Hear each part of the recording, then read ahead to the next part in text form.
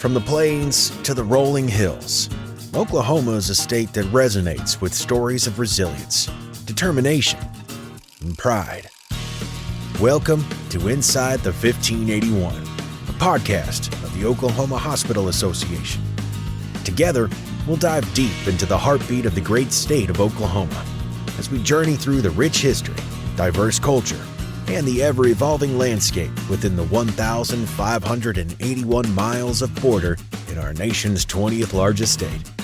Each episode of Inside the 1581 will feature conversations with the many voices which help shape our state's future and our shared vision of improving health and healthcare in Oklahoma.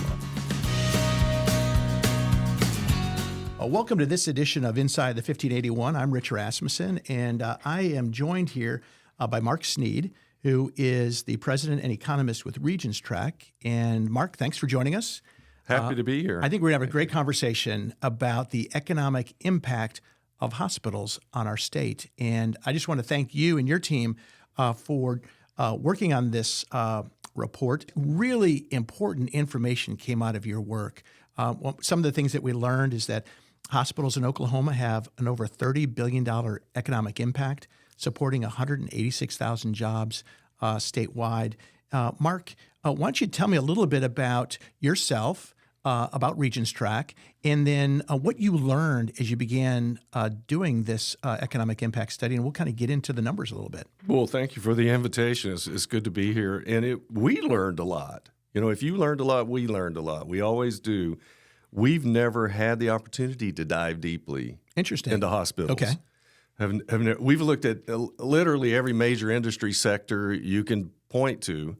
Obviously, the usual ones in Oklahoma, which would obviously include oil and gas, manufacturing, retail, financial services, you name it. We've looked at just about every sector except health services and hospitals in particular. So, arguably, there are two. We always like to debate what's the largest industry in Oklahoma. This is a fun conversation with you, so let's let her rip. I love having these conversations with you. There's always that debate, which is the most important or which is the largest or which is, the trademark industry of the state. There really are two large industries, the largest, that stick out when you look across the data. I'll throw the first out. It is local government. Local government is the largest. 100%. You think industry, school systems, county government, all those services? Thousands of teachers, local government. The second is health services. And hospitals are about a third, depending upon how you measure it, 30 to 40% of total health services. So, arguably your industry, in terms of private sector is the largest. And there's really not even much of a debate about that. It is just a very large sector, and hospitals are the key component of it. And that's where most of the FTEs are in the hospitals, I would assume, then those that are working in healthcare outside of hospitals. You have a variety of types of health services, obviously. Ambulatory care, hospital care, specialty care of all types and varieties. But when you put the broader industry together, it is the largest, whether it's output, GDP, employment, wages paid to the household sector, just about any measure, it is the largest private sector.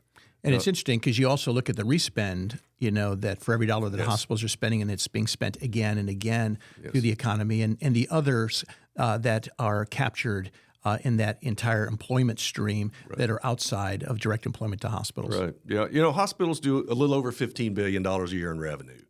And it's hard to put that into perspective. Often wages and salaries, compensation is a little easier to deal with. You have the hospital sector itself producing $6.5 billion in wages.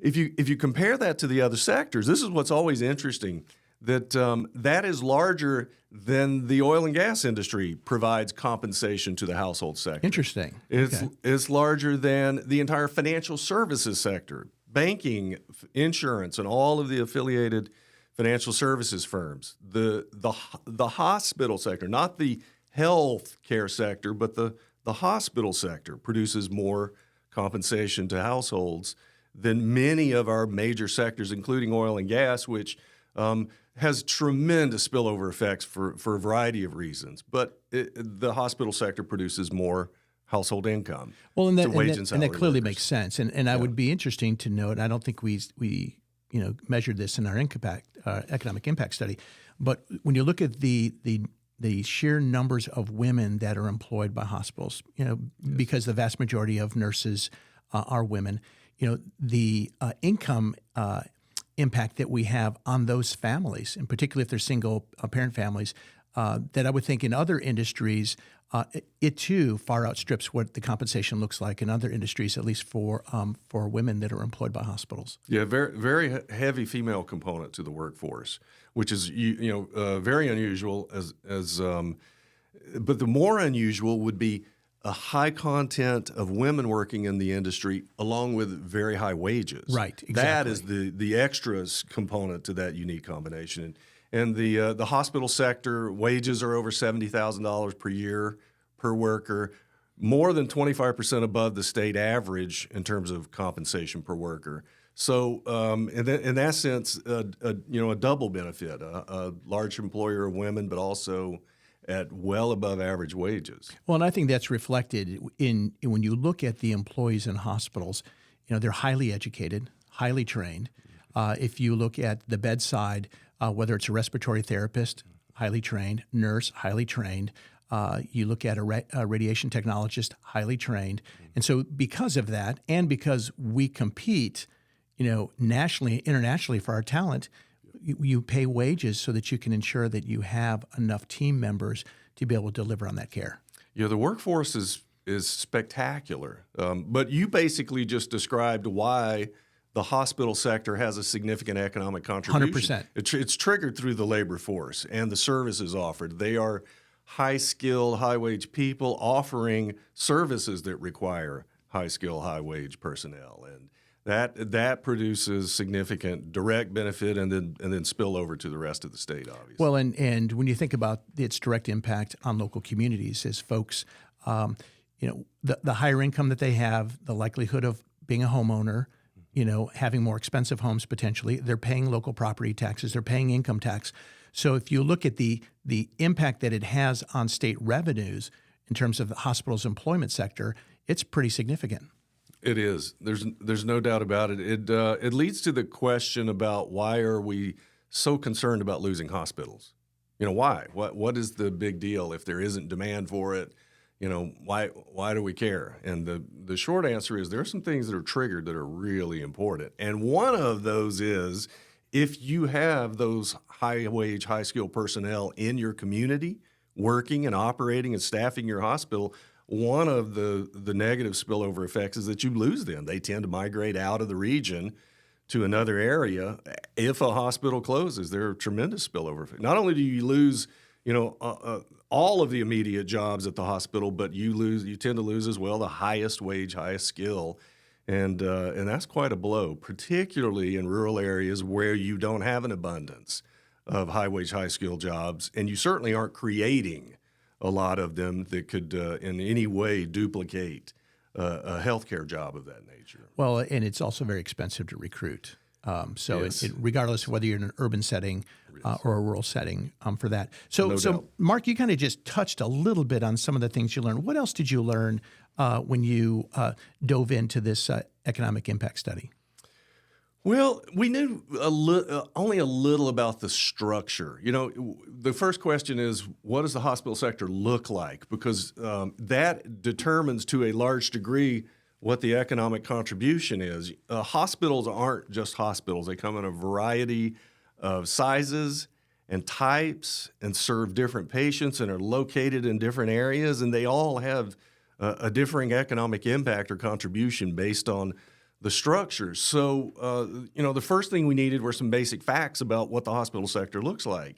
And in Oklahoma, we have roughly 150 hospitals, a little less than 150. And, they're dispersed throughout the state, 71 of the 77 counties. There are 6 counties without a hospital. Now, before I go too far, what happens is these are generally in very rural counties, and there's almost always a larger city like a Lawton or an Enid or some larger population base where an adjacent or adjoining county will lose a hospital or never have a hospital. and the residents of that county must drive in, to a larger city. So it's not as if they don't have access; they just don't have easy access or convenient access or the access they want and expect. That's an important point there before you go on, because when you lose access, then what tends to happen is that patients delay care, and the care becomes more expensive. The risk of mortality increases. And so making sure that folks do have access within a reasonable distance is critical to that. And if we lose any of our folks in the Panhandle, their only options really are to go south into Texas. Right. And then, particularly as it relates to the Medicaid program, now we find ourselves, our state, paying Texas to deliver care that they could have otherwise been paying for in one of our facilities. So it sets up a whole different dynamics and different conversation, but we need to focus on how we can sustain these rural providers. Your reasonable reasonable access, yes. Reasonable driving distance, that I think is the key. There is something really important you mentioned, that if you don't have a hospital in your community, or if you lose a hospital in your community, it immediately creates a net outflow of significant household spending that isn't contained in your community. It immediately outflows. It's just like buying exports from either outside the region or outside the country.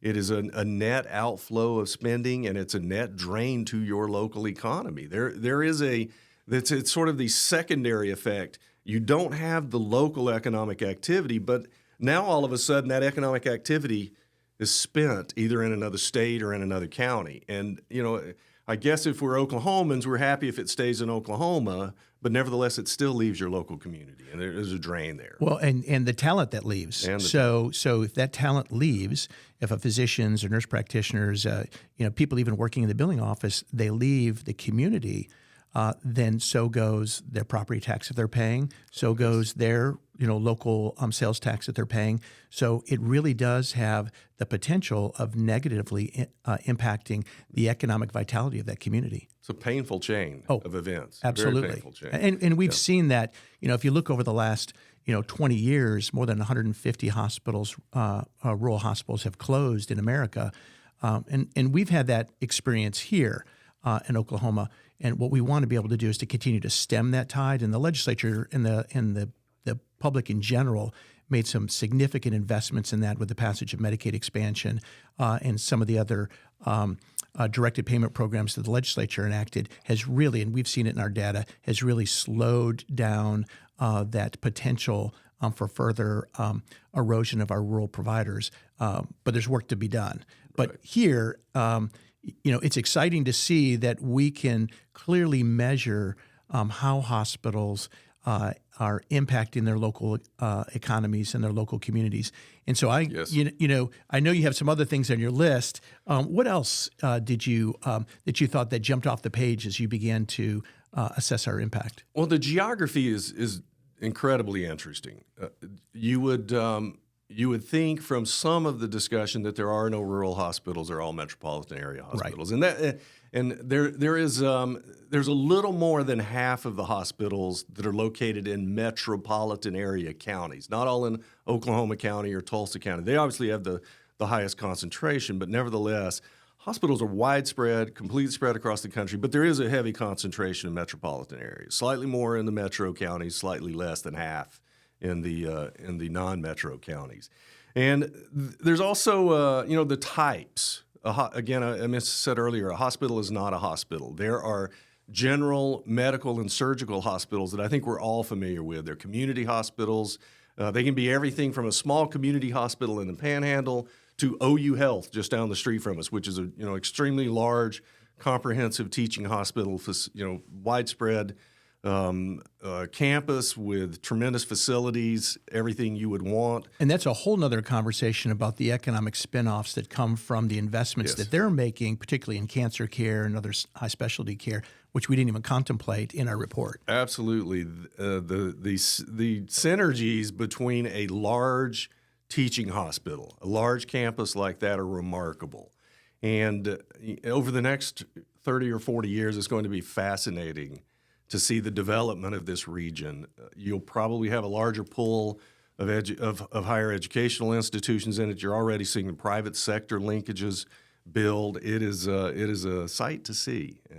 And yes, we haven't examined that particular topic, but you still capture just the gigantic overall contribution of a facility like that. Absolutely. So they come in different varieties, and about 2/3 are general medical and surgical hospitals. About 1/3 though are specialties, and there are a variety of specialties, whether it's pediatric or cardiac or focusing on the care of children or psychiatric. There are just a range of highly specialized hospitals across the state. And so we have a really diverse mix. It's not just your community hospital down the street. And I think people are becoming far more comfortable with that. And then you have this ownership dimension. And for economists, that's really important because we have this, I would have to say hospitals, maybe along with education, have the most unique ownership structure of any major industry. You have essentially 2/3 that are privately owned. We have these private hospitals, but those come in a variety of form. About half of them are nonprofits. Many of those are church affiliated, and the other half are for-profit hospitals. So we have this huge private sector component, but when they're nonprofit entities, they generally don't throw off the same amount of tax revenue. But the hope and the reason for supporting them through the tax structure is that it keeps costs down and somehow contains the realized cost to the customer of the hospital. So and to that point, it was interesting in Oklahoma as opposed to virtually every other state. A not-for-profit hospital does not pay sales tax in virtually every state, but except for here in Oklahoma. So the hospitals here do pay sales tax.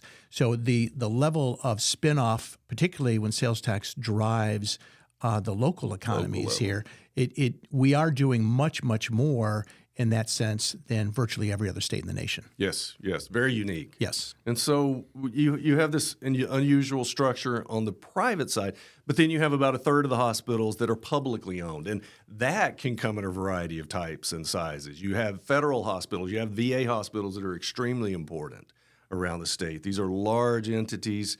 They serve a lot of veterans, and it's a vital component of the state's hospital sector. Then you have state hospitals. The state of Oklahoma runs a variety of types of specialized hospitals. And then you can go further. The development of the tribal sector and the operations of hospitals. And beyond that, we have cities and counties that are they're battling this let's keep our hospital afloat problem, and they're coming up with very innovative ways to fund them. And so you have this range of public sector hospitals. And for us, though, that affects the economic contribution to some degree because we model them differently. They treat different customer bases. They often have different payroll sizes, the different specialties that affect the type of workers needed. All sorts of dimensions. We talked a little bit about the tax revenue that is thrown off from hospitals. It's closely related to the ownership structure. Tribal-owned hospitals would have another unique set of circumstances where revenue would flow more toward tribal coffers than state coffers. So these are really complicated questions that gave us an opportunity to dig a little more deeply in and understand the structure a lot better. So that's sort of the profile. What does it look like? Where are they? How many are they? What do they do, and who owns and operates them? Well, and that's important, examination in terms of what we looked at when comparing organizational structures, and certainly how does that compare to other industries. And so we're going to come back. We're going to take a break here real quick. We're going to be carrying on our conversation with Mark Snead of RegionTrack, who conducted an economic impact study on hospitals in the state of Oklahoma. But first, we're going to hear a message from our folks at PYA. And when we return, we'll continue this conversation here inside the 1581.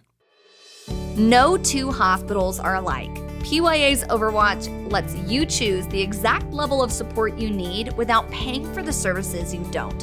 From compliance, IT, revenue, audit, and real estate, your Overwatch is built for you. Learn more at pyapc.com. Thank you for joining us here inside the 1581, and thank you for our friends at PYA for supporting our podcast. I'm joined again with Mark Snead with RegionTrack. He's president of RegionTrack and an economist. And Mark has authored a study on the economic impact of hospitals. And Mark, as we were taking a break, we took a little break here, and I wanted to chat with you what we will talk about in the second half of our podcast. And I want to chat a little bit about synergies. Now, we kind of talked about just briefly the synergy from OU and its impact on other investment or other industries that might want to relocate to Oklahoma because of the biotech interests and what they're doing in cancer. But we know there are synergies far outside that. And let's use an example where we have hospital systems here. Let's use the Mercy or SSM or Integris, St. Francis. They have rural satellites as well as their metro hospitals. And so there is an extension of support into our rural communities, which creates that synergy. And I'm just kind of curious to your thoughts in terms of how do you see that benefiting those local communities, A, and do you see other industries that do that will sit and reach out across the state to support other communities, or is that unique to hospitals? Well, first, can I ask a question? Oh, absolutely. What does inside the 1581? There you go. That's one of those ba-doom-booms. So great question. Thanks for asking it. Inside the 1581, we were sitting around here trying to figure out what we'd call our podcast. And we were just noodling, coming up with all these different ideas, and just came to us, how many miles is it around the circumference of the state? What is the distance of the border of the state of Oklahoma? It's 1,581 miles. And so we wanted to have a show. Yeah. So we want to have a show that kind of talks about what happens inside the border. And so if you've listened to some of our shows, it hasn't been exclusive to healthcare. Okay. And so, we're interested in ththings that are interesting. See, a guy like me wants to ask you how you measured that. I Googled it, right? Okay, well, I think it was probably it was some federal or state agency that listed it, and then we verified it, and we're like, okay, it's 1,581 miles. Sold. That's the name of the show. I hope it's not 1,582, really. Or 81.357 or something like that. Yeah. But back to our question on synergies. I appreciate that. Yeah, there is some interesting research on that question. Okay. The hospital industry has had to adapt to so many changes, structural shifts that are going on. And you have the geography, people moving to metropolitan areas in most states. And, Oklahoma actually has been a little bit of a lagging state in terms of people leaving rural areas, moving to metropolitan areas. We're a little behind that curve. But, the question is there some natural linkage between the rural areas and these, really large, highly specialized, really valuable hospital facilities that are being built in the metropolitan areas? They can't be built in small population centers. They have to be built in Got to large. have the volume. Yeah, you have to have the head count, or there's no way you justify the construction and development of it. But is there a natural way in which they interact with these smaller hospitals and smaller care providers out in the rural areas? And the answer is that when you begin to build these centers first in the metropolitan areas, those areas begin to take on a life among themselves. And then they have the natural linkages. They sink tentacles into the rest of the broader region around them. And yes, it is seemingly a very natural synergy that seems to be the model that works or will work, that is being pushed out from large concentrated health facilities to cover effectively the needs of a broad geographical base with a lot of miles but not a lot of people living in it. And so obviously technology is the answer, is the solution, is the reason it's possible. But do you see other industries doing that? No. So it's kind of unique to us. Education, higher ed, public ed, they've all tried to integrate, centralized models to spread them out. And to some degree, the internet enabled that, much like, again, it's just telecom enabling us to communicate better. But, in this case, it sort of grabs the hospital sector by the structure of the organization and by the way services are delivered.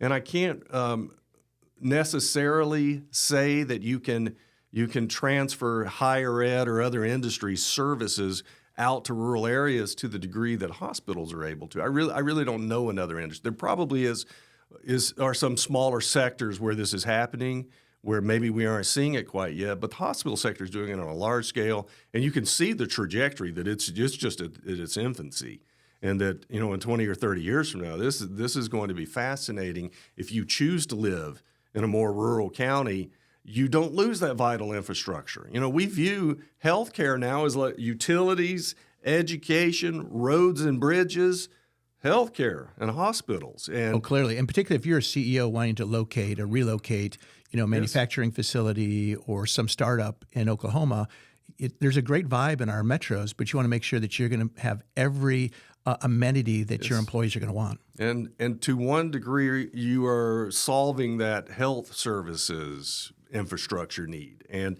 I see just remarkable shifts that at some point, especially for the 50 or 55 or 60, 65 and over, the older population I think we'll have the geography question will not be as limited as it is now as you age. You certainly will have far more options. Well, and so as an economist, you're looking at, certainly we've got these demographic changes. We're getting older in our rural communities, people leaving the rural communities, coming to our urban communities. But if you look at what is going on in our urban community, taking on the previous comments about stretching into our rural communities, it would seem to me that the importance of ensuring that our inner cities remain sustainable, those facilities, and if they're not, it does have the potential of restricting their ability to support the rural communities. I mean, would you see that? Because you look at economic development side, it's like we want to support these urban communities because they have impacts on our rural communities. Population drains are not specific to rural areas. Yeah. Detroit is sort of a poster city for population loss within a major metropolitan area, right from the core of it. In fact, go back to Oklahoma City, after the oil bust, all the way, really to the mid-'90s, the city was struggling with every aspect of infrastructure and population loss. And so, yes, they're closely intertwined. This whole notion of central cores must be healthy for them to serve that purpose. Sure. And hospitals, I think, may be the single sector that is so essential. I mean, obviously utilities, we don't really see that, water, electricity, but those are probably the most immediate needs we have that are Although you could invisible. say you could drill your own well, you could live off the grid. Yes. But if you need to be hospitalized, there is no substitute. Yeah, that's very difficult. Is no substitute. That's a really good point. So they're all critical, and yes, I couldn't agree more with the premise. Yes. So we see that what's going on in the urban, the connection points with our rural communities, the availability of these essential services. What happens if a community loses their hospital? Regardless of the setting, urban or rural, what happens if that were to occur? And it has happened, certainly, in our state. Most recently in Clinton, it's been on again, off again, but we have had hospitals that have closed. Right. It triggers a painful process. I mean, you immediately have the employer impact. The traditional, an employer closes down, you lose wages and salaries in the local economy. It affects tax revenue locally, whether it's sales and use tax, or whether it spills over slowly to the ad valorem tax base. That's not an immediate impact. But you lose local purchases. Local firms see it immediately in their own business, especially retail sectors, food service, accommodations, those type sectors. But that's really just the start of it. I mentioned earlier, all of those funds that were being spent locally now are redirected to another community. And it's really important that you think about that fact, that this is core household spending that has historically taken place and recirculated within the local economy, is now just immediately getting in the car and driving to another county or another state for services. So you have that issue. And we've talked a little bit about the loss of skills and labor force. And unfortunately, hospitals hire a lot of highly skilled workers, and they will tend to migrate out eventually because there are no replacement jobs. There are no like employment opportunities. So they will eventually gravitate to other regions and possibly other states. So you have all of these things. That's the business side. The personal side shows up too. Right. All of a sudden, residents have to travel for routine care and specialized care. They have to travel, possibly very long distances. And the more critical and timely the care, the more important it becomes. And that is the personal side. It really is just a snowball that you would prefer to avoid. Oh, absolutely. No doubt. And you look at in some communities that have already started to lose some of their amenities, the hospitals have stepped in, and I'll give you an example. Yes. And in Newman Memorial, we'd like to talk a little bit about them because it's a unique community in Shattuck where there isn't a restaurant in town. And the only restaurant in town is the hospital. And so they open up the hospital. They open up the hospital's cafeteria for the public. So you go there on Sunday after church, you're gonna walk into a cafeteria full of people because it's the only place to come together to have a meal together, or in the evenings, or certainly for kids being able to come in the summer to grab a quick lunch. They go to the hospital for that. I will add that to my list of economic When you think about it, so food service. Yes. Yeah. So I look at it, this whole notion of paper towns, and early cartographers, in order to protect their work, we didn't have copyright back in the 1800s and so forth. And so a cartographer, when they were drawing a map, they would make up the name of a town. They just put it on the map, make up the name of a town. Yes. And if the next guy drew a map and they wrote the name of your town on, you knew they copied your work. Right. And so to me, what's so important about this study and others is for the public to understand, and certainly it's opinion makers and policy makers as well, to understand that in these communities, we have the potential of converting a town that has a hospital, that has a P.O. box, to a community that becomes nothing more than a paper town. Right. Because you could lose so much when a hospital closes. And I think that's the risk that is certainly reflected in rural communities and in many urban communities as well. We tend to not really appreciate what the impacts are that are spun off into the community, which is the other question I want to talk about. When you look at how hospitals interact with other sectors in the economy, we talked just a little bit. We mentioned Shattuck not having a restaurant. But if you look at how hospitals intersect with other sectors, give me your thoughts on that, and certainly how you see that with other industries that you've seen in our state. Let's start at the macro view. Okay. We said they generate over $15 billion in revenue each year. They have to buy a lot of goods and services to make that happen. Okay. So they buy a little more than $8 billion in goods and services, you name it, they buy it. Of that, about 2/3 are actually purchased from vendors located within the state of Oklahoma, more than $5 billion of goods and services. So from the macro perspective, straight from them to the rest of the state, over $5 billion in purchases. And that affects every sector, everything from utilities to the manufacturing of medical devices, the manufacturing of food. It's just broad, and it's deep in many industries. Real estate sector, they use a lot of financial services, a lot of IT services. Every dimension, it hits every major sector of the state economy in some way. So from the top down, it's substantial, and every industry has some share of their revenue that they spend on goods and services, and they also have some share that's spent within the state.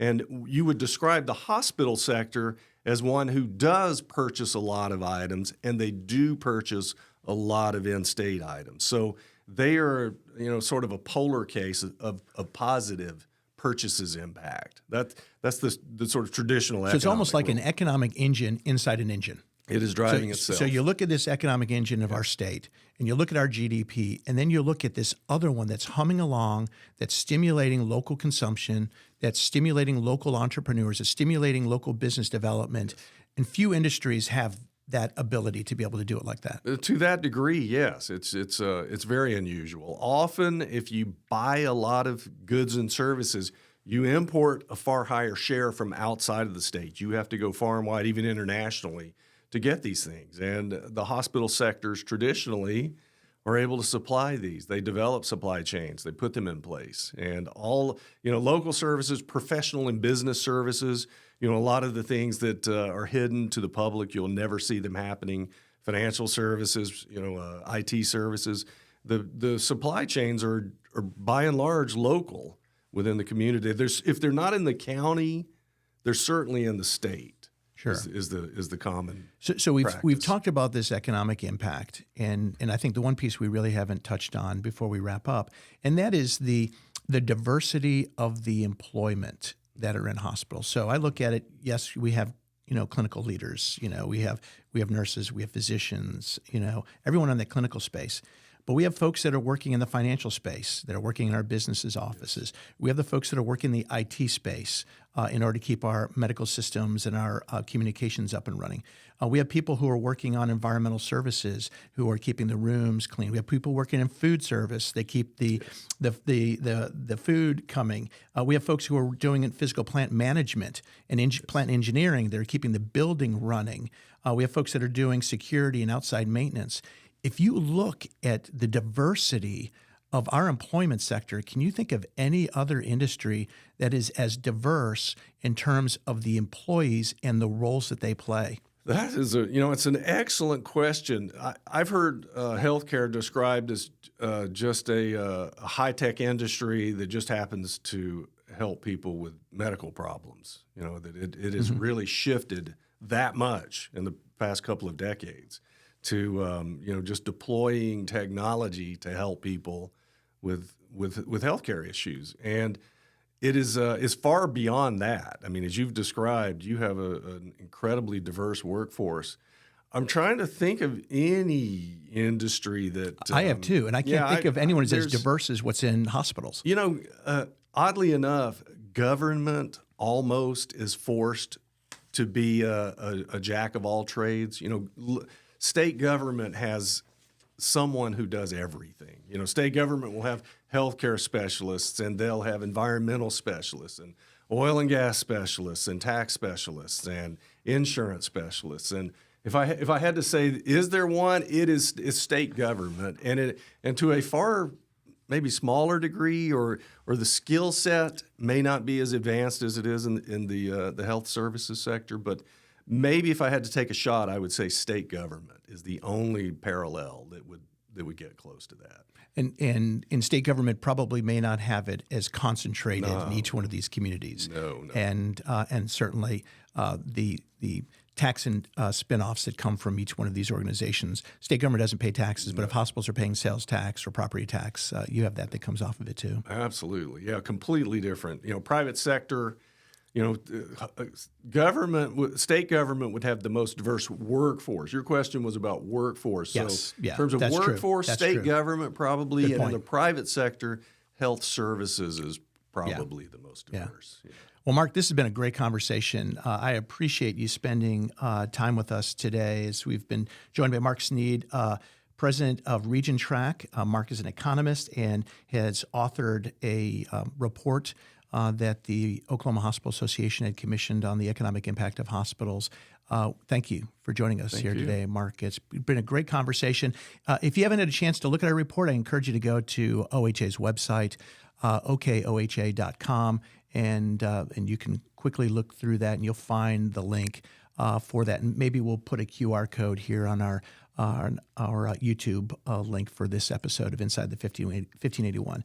And so as we wrap up, I want to thank each of you for joining us today inside the 1581. And before we go, I want to continue to extend our appreciation to our sponsors at PYA who help support our podcast. PYA is an accounting, advisory, and consulting firm they're an awesome group to be able to work with, and we're delighted to have them as partners here at the Oklahoma Hospital Association. Also want to thank Alex Taylor for producing our podcast. He does this every 2 weeks, and we thank Alex for that, and certainly for our Director of Communications, Susie Wallace, who puts all of this together, keeps me on track, and I appreciate that accountability from Susie. And I also want to mention our music that we've been using, the track Gunslinger by Ends of the Earth. You will hear them in every one of our episodes, and we appreciate them allowing us to use their music.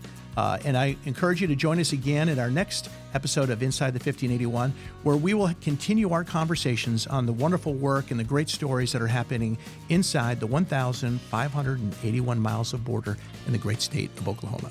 Thank you for joining us.